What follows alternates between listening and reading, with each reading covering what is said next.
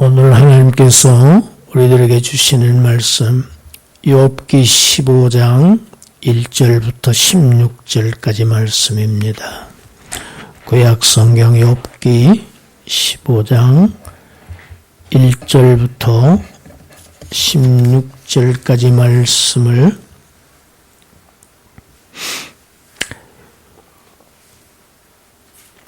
(9절까지는) 제가 읽습니다. 10절부터는 합독하겠습니다.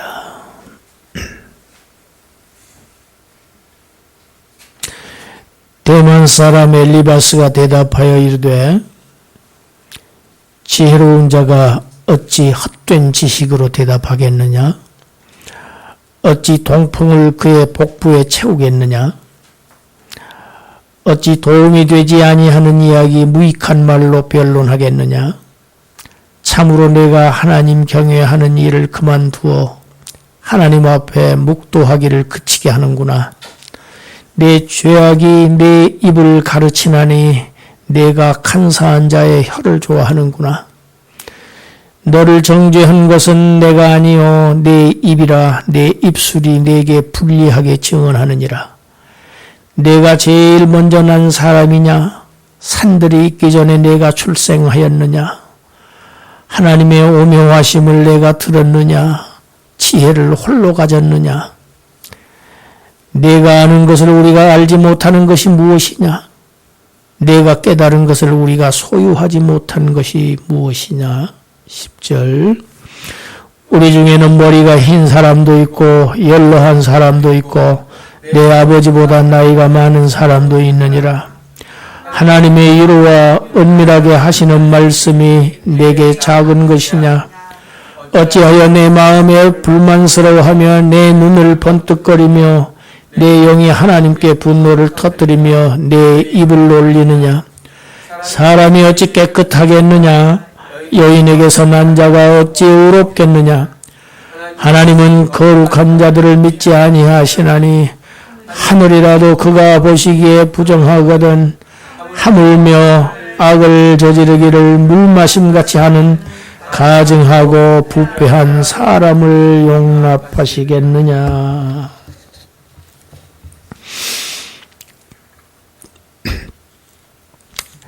(15장부터는) 이 욥과 이 세 친구들 간의 이 논쟁 제2라운드가 시작이 됩니다. 세 친구가 돌아가면서 얘기하고 욥이 거기에 대해서 또 반론을 제기했는데 이제 두 번째입니다. 가장 연장자인 엘리바스가 지금 이제 두 번째로 하는 말이 오늘 본문입니다.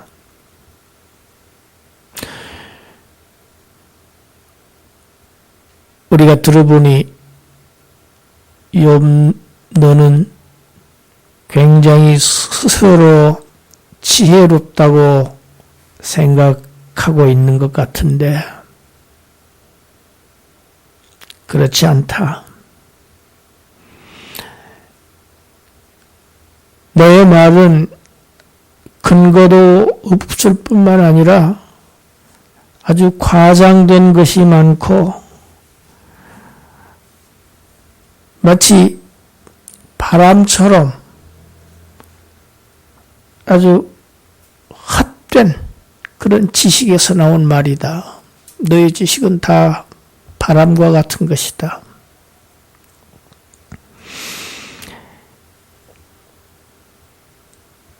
너의 말은 마치 저 아라비아 사막에서 불어와서 이 농작물들 뿐만 아니고 농작물들을 다 말려버리고 가축들과 사람들에게까지 크나큰 해를 입히는 그러한 동풍, 뜨거운 열풍과 같아서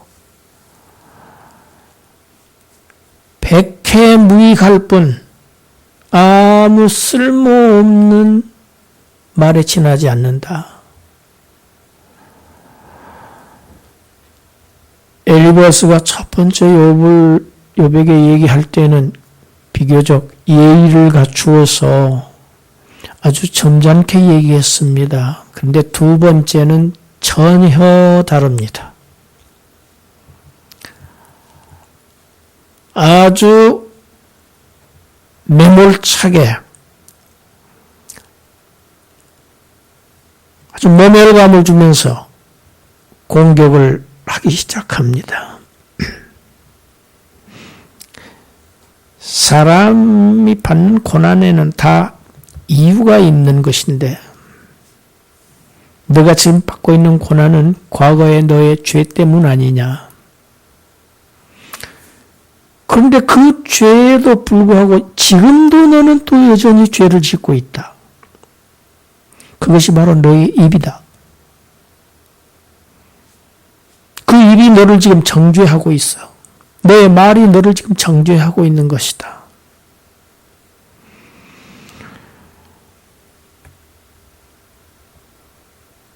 이쯤 되면 엘리바스는 위로자나 상담자가 아니고 고발자이고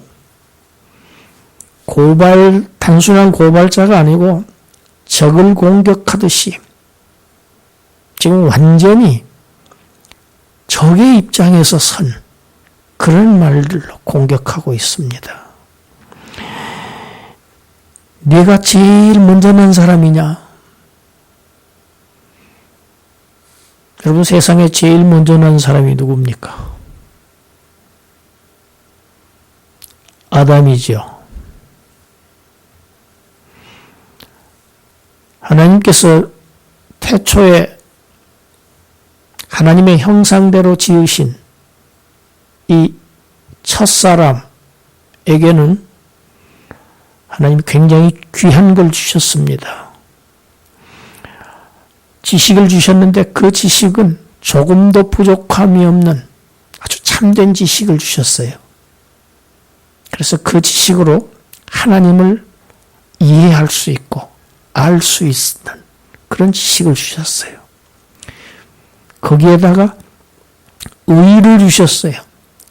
아주 올바름, 또 거룩함,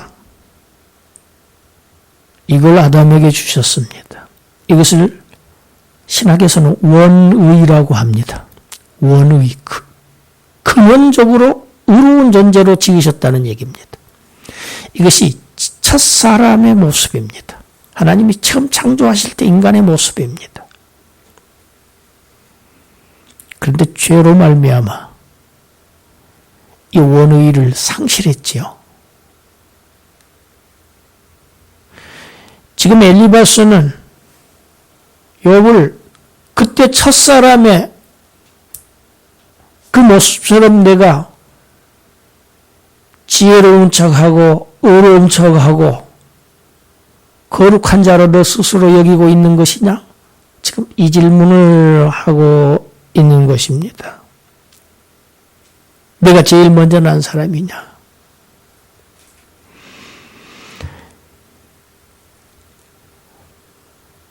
빈정되는 거죠. 아주 모멸감을 주는 지금 질문으로 욥의 입을 막으려고 하고 있습니다. 입 놀리지 말라고 그러고 있죠. 네가 가장 현명한 사람이라고 하는 것 같은데 내가 아는 것 중에서 우리가 모르는 것이 뭐 있느냐? 너 깨달은 것 중에서 우리가 못 깨달은 게 뭐 있느냐?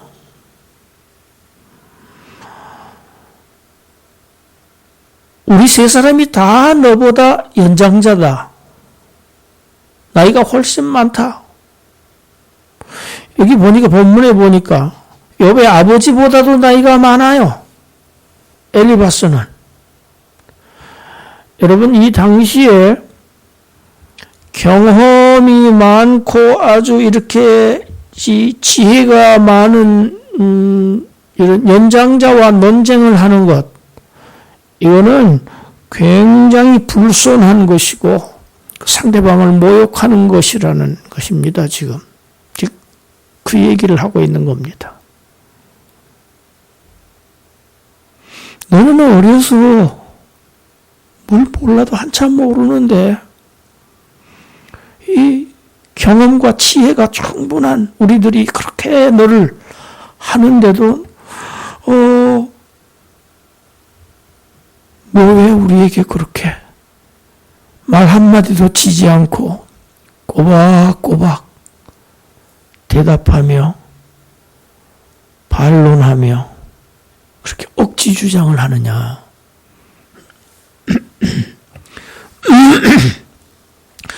욥은 지금까지 욥이 이 친구들보다 더 지혜롭다고 한 적이 없습니다. 나도 너희만큼은 안다고 했을 뿐이지요.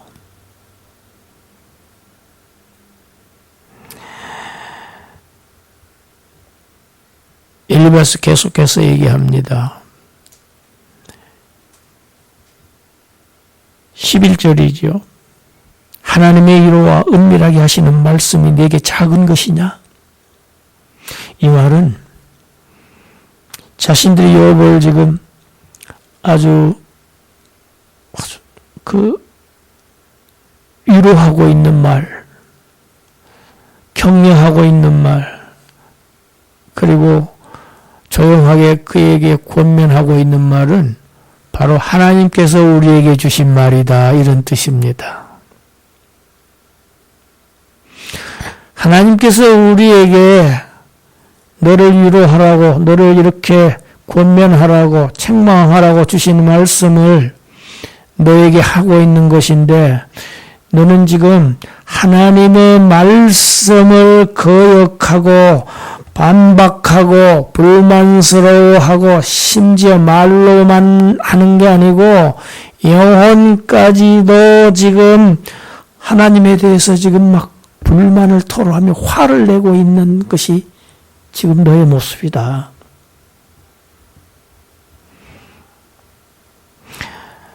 많은 사람들이 자신이 하는 말을 하나님을 대리해서 하는 말로 생각할 수 있습니다. 지금 이 엘리바스가 이랬습니다.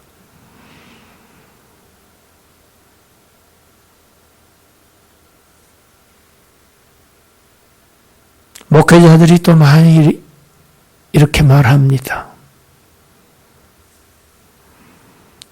그래서 많은 문제들을 지금 일으키고 있습니다. 하나님이 내 입을 통해서 너희들에게 지금 말씀하고 계시는데 내 말을 반박해. 그건 하나님의 말씀을 거역하는 거야.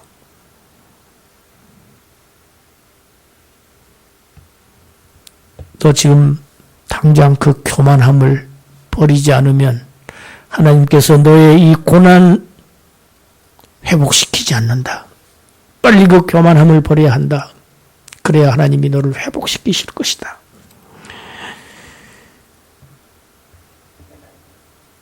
그리고 마지막에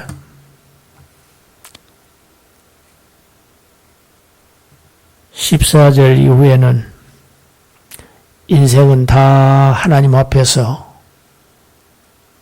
불의한 자들이다.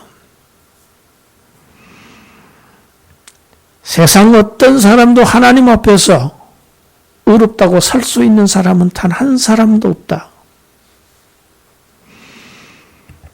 하나님은 거룩한 천사들도 하나님이 보시기에는 깨끗하지 못할 뿐만 아니라 저 구름 한 점 없는 하늘도 하나님을 보시기에는 더럽다고 하시는 그런 거룩하신 하나님 앞에서 하물며 죄 가운데서 출생해서 물 마시듯이 죄를 짓고 죄 가운데서 살고 있는 인생들이야 말해서 못하겠느냐? 왜 이 얘기를 할까요? 욥을 공격하기 위해서 하는 말입니다. 내가 너를 의롭다고 하는 것, 이것은 정말 무지한 얘기고 하나님을 모르는 얘기다. 너 자신 의롭다고 하지만, 잘못이 없다고 하지만 하나님 앞에서 부패하고 아주 가증하기 짝이 없는 인생일 뿐이다. 미미한 존재다. 너는 죄인일 뿐이다. 본문에서 얘기한 이 엘리바스의 주장에, 이 엘리바스의 이 신학의 핵심은 응보 원리입니다. 이 세 친구의 주장은 이 응보 원리를 벗어나지를 못합니다. 하나님은 악에 대해서는 아주 분명하게, 그리고 아주 빨리 하나님은 벌하신다. 반면에 하나님을 잘 섬기는 자에게는 반드시 상으로 복을 주신다 하는 게 이 응보 원리죠. 지금 이 엘리바스의 주장의 이 밑바탕에 이것이 지금 핵심입니다. 네. 그런데 이 응보 원리에는 두 가지 문제가 있습니다. 하나는 현실적인 문제입니다. 우리 현실 세계에서 보면 악한 자가 빨리 망하지 않습니다. 오히려 더 잘 되고 있는 현실이 그런 경우가 너무 많습니다. 그래서 이 응보신학에는 현실주의가 없습니다. 두 번째 문제는 이 원리에 따른다고 하면 복을 받지 못하고 있는 것은 하나님에 대한 신앙이 잘못된 것이라는 결론에 도달합니다. 그리고 또 여기에서 지금 가정하고 있는 것이 하나 있습니다. 하나님으로부터 보상을 받지 못한다면 하나님을 믿을 이유가 없다고 하는 이런 전제가 가정되어 있습니다. 그런데 욥은 어떻게 했습니까? 자기 전 재산을 다 잃고 10자녀 다 잃은 다음에 욥이 취했던 태도, 잃기 전에 사탄이 하나님께 욥의 신앙을 시험해 보시라고 할 때 뭐라고 얘기했습니까? 우리가 기억하고 있죠? 욥기 1장 9절입니다. 같이 읽어봅시다. 사탄이 여호와께 대답하여 이르되 욥이 어찌 까닭없이 하나님을 경외하겠습니까? 욥이 하나님을 이렇게 잘 믿는 것은 이유가 있습니다. 뭡니까? 하나님께서 그에게 복을 많이 주셨고 하나님께서 울타리로 그를 잘 보호해 주셔서 아주 부귀영화를 누리고 잘 살기 때문에 하나님이 주신 것 때문에 하나님을 지금 잘 경외하고 있는 것 아닙니까? 그러하니 주신 것을 한번 거두어 보세요. 틀림없이 하나님 저주할 것입니다. 그래서 하나님께서 허락하셔서 다 잃었지요. 다 빼앗겼지요. 욥이 어떤 반응을 보였습니까? 우리 20절, 21절 읽어봅시다. 욥이 일어나 겉옷을 찢고 머리털을 밀고 땅에 엎드려 예배하며 이르되 내가 모태에서 알몸으로 나와 싸운 적 또한 알몸이 그리로 돌아갈지어라. 주신 이여 여호와시오 거두신 이도 여호와시오니 여호와 이름이 찬송을 받으실지니라.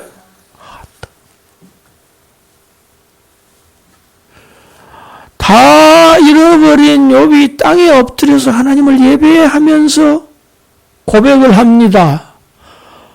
하나님, 제가 어머니 뱃속에서 나올 때 빈손으로 나왔지 않습니까? 그러니까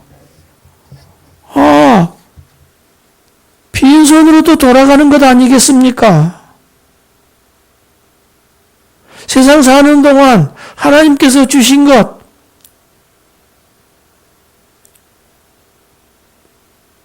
또 하나님이 또 가져가시면 그거 당연한 것 아니겠습니까?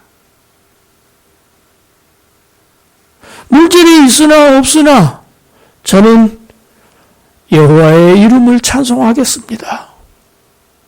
여호와를 예배하겠습니다.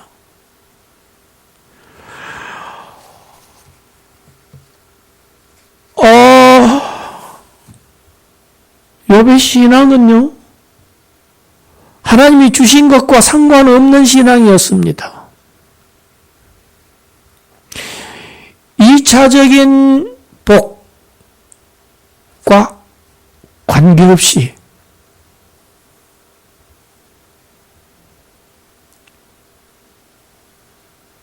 사도 바울이 이 비슷한 얘기를 합니다. 나는 빈공한 데 처할 줄도 알고 풍요 가운데서 처할 수 있는 일체의 비결을 배웠노라 합니다. 빈공하든지 풍요롭든지 간에 바울의 하나님을 향한 그 사랑은 변질되지 않았습니다.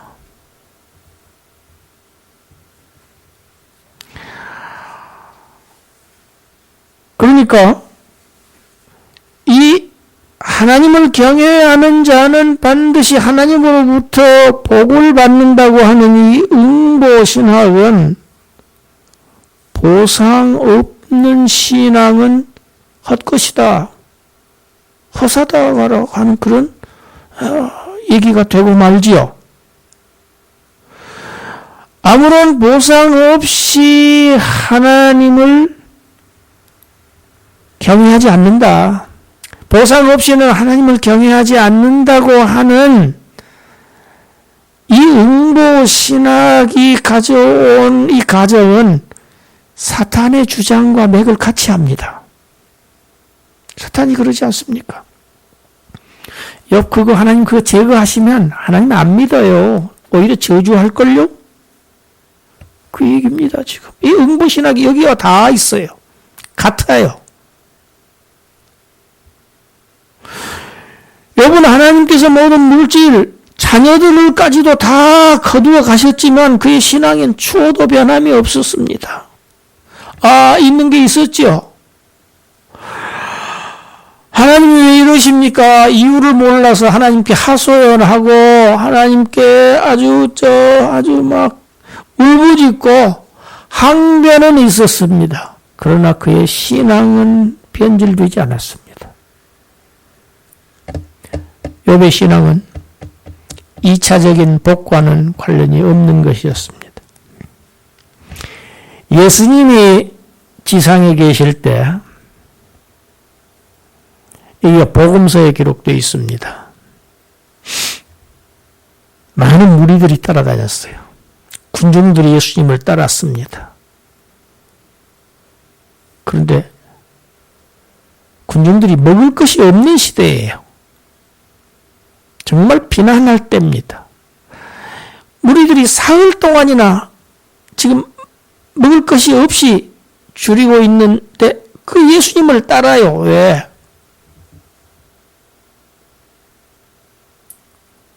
이유가 무엇이었는지 저 후반부에 나옵니다.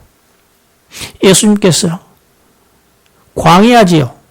광야는 아무것도 없는 곳이지요. 오병이어 기적을 행하십니다. 어린아이의 도시락 하나를 가지고 수천 명을 먹이시고도 많은 광주리가 남지요. 이 표적을 본 무리들이 예수님을 계속 따라다닙니다.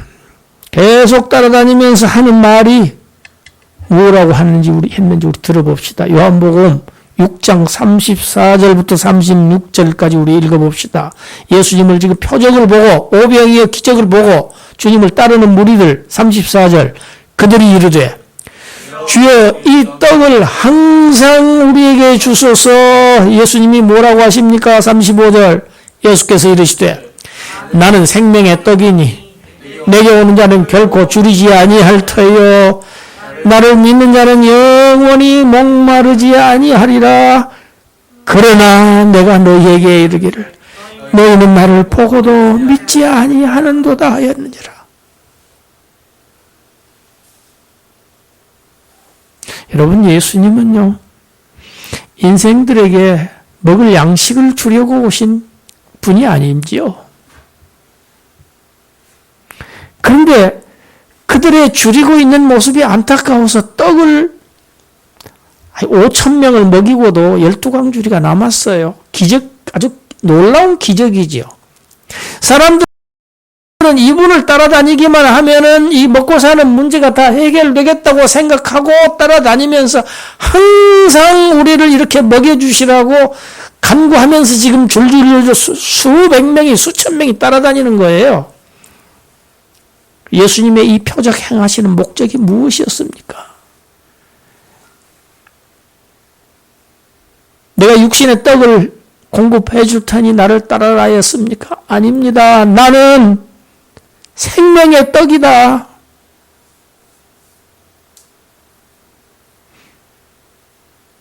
나를 믿어야 된다. 나 따르면 이런 문제가 아니고 더 본질적인 문제, 영원한 생명을 내가 책임지는 그러한 메시아다, 구세주다.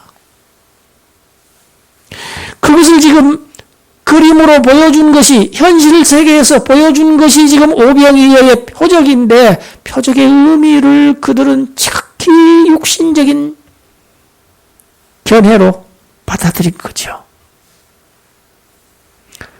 그걸 보고 예수님이 뭐라고 하십니까? 너희는 내 이 표적을 보고도 믿지 아니하는구나.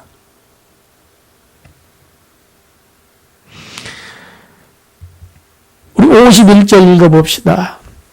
나는 하늘에서 내려온 살아있는 떡이니 사람이 이 떡을 먹으면 영생하리라. 내가 줄 떡은 곧 세상의 생명을 위한 내 살이니라 하시니라. 예수님이 십자가에 달리셔서 그 살을 찢으심으로 영생을 주시기 위해서 오신 분이다. 하늘에서 내려온 떡이다.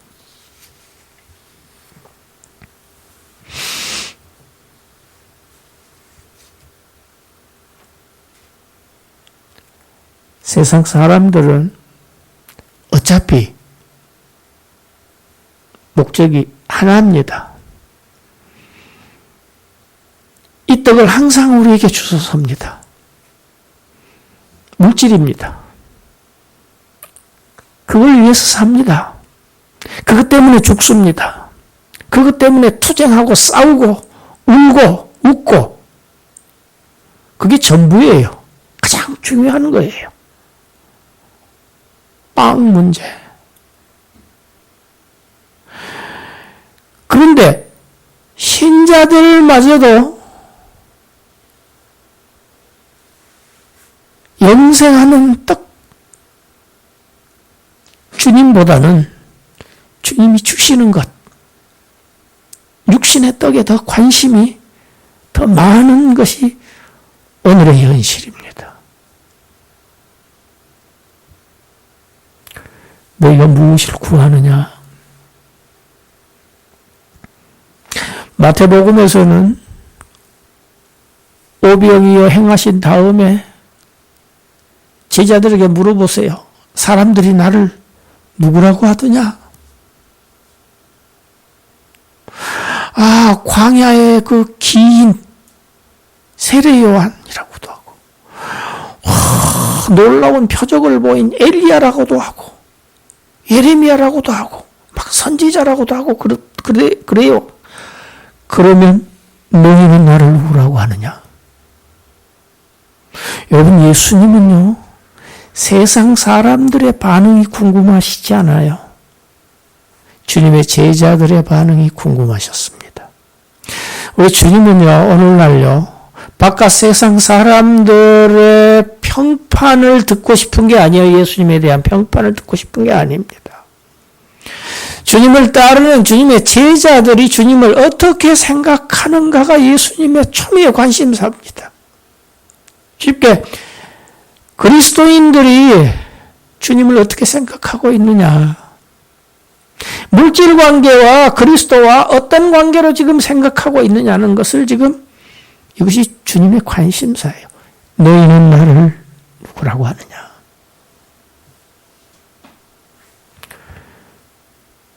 육신의 떡을 공급하여 주시는 주님으로 알고 있느냐? 아니면 너의 영원한 문제를, 너희들의 전 문제를 책임져 줄 유일한 구원자라고 믿고 있느냐?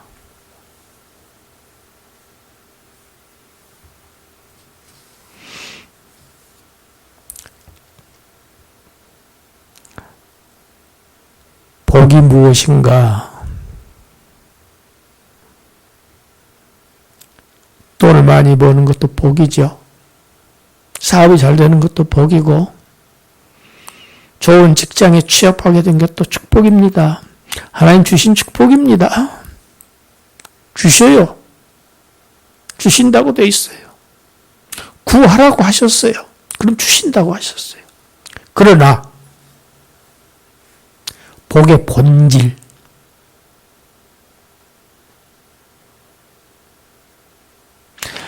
얼마 전에 대통령 이전 대통령이 사면되어서 나오는 것을 우리가 봤습니다. 굉장히 오래 감옥에서 살았죠. 여러분, 사형수가 죄를 탕감받았다, 그보다 더 큰 복이 있을까요? 죄로 인해서 죽음이 작정되어 있는 사형수가 죄를 다 탕감받았다, 그런 은혜를 받았다, 그보다 더 큰 복이 어디 있겠습니까? 저는 살아보지 않았습니다만 감옥에서 살아보면요, 한 달을 있어도요 10년 같대요.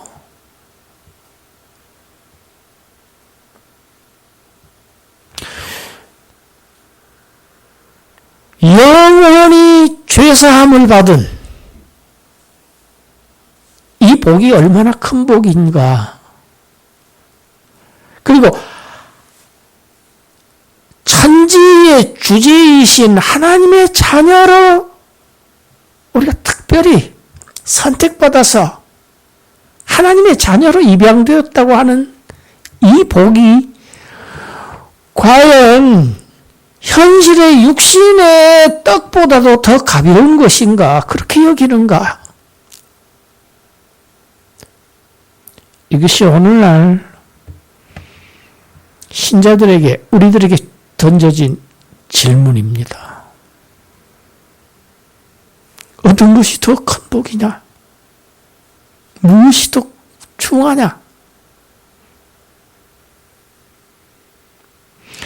여러분, 우리는 영생의 떡을 먹은 자들입니다. 할렐루야. 영생의 떡, 예수 그리스도를 우리는 커져, 하나님께서 우리에게 커져 먹이셨어요. 먹은 자들입니다. 이미 영생의 떡을 먹은 자들에게, 제자들에게 우리 주님께서 하신 말씀, 잘하는 말씀입니다. 마태복음 6장 33절 우리 같이 읽습니다. 그런즉 너희는 먼저 그의 나라와 그의 의를 구하라. 그리하면 이 모든 것을 너희에게 더하시리라. 안 주신다고 안 했어요. 육신에서 필요 안 주신다. 다 주신다고 하셨어요. 그러나 순서를 정해 놓으셨어요. 너희들이 무엇에 더 힘써야 오르냐. 이 말씀을 받은 자들은 제자들입니다. 오늘날 제자들. 그런즉 무엇을 먹을까 마실까 입을까 그런 거 염려하는 거 그거는 이방인들이 하는 짓들이야. 세상 사람들이 하는 일들이야. 하나님을 아버지라고 부르고 있는 너희들, 하나님의 자녀가 된 너희들, 나로 인해서 영생을 얻은 너희들은 먼저 우선순위입니다. 하나님의 나라, 하나님의 의, 이걸 먼저 구해라. 그러면 세상에서 살 동안 너희 모든 필요 너희 아버지께서 공급하신다. 백합화도 키우시고 새들도 먹이시는 하나님이시다. 하물며 너희를 굶기겠느냐? 헐벗게 하시겠느냐? 여러분, 이것을 우리는 믿음이라고 합니다. 예수님의 오병이어의 표적을 보고도 예수님을 따랐으니까 믿었다고 보여지지요. 생각하기 쉽지요. 그런데 그들을 향해서 예수님은 너희는 나를 보고도 믿지 아니하는도다 하셨어요. 불신앙입니다. 표적을 구하는 신앙은 불신앙입니다. 현실의 것을 더 중히 여기는 것, 너희는 나를 보고도 믿지 아니하는구나 하셨어요. 따르고는 있었어요. 그런즉 너희는 먼저 하나님의 나라. 여러분, 하나님의 나라가 바로 우리들의 것입니다. 우리의 나라입니다. 우리 아버지의 나라가 우리의 나라입니다. 할렐루야. 아버지의 의와 아버지의 거룩함과 아버지의 평화와 그 나라의 풍요와 번영, 안락, 모든 것이 다 우리의 것이, 너희의 것이다.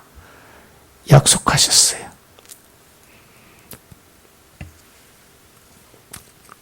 이 믿음 가지고 걱정하지 말고 염려하지 말고 먼저 주의 일에 힘쓰며 전도하며 헌신하며 봉사할 때 하나님은 우리 지키시고 우리의 모든 요구들 다 충족시키실 것을 약속하셨습니다. 믿고 나아가는 저와 여러분이 되시기를 주님의 이름으로 축원합니다. 기도합니다. 하나님, 우리가 받은 복이 얼마나 큰 것인지,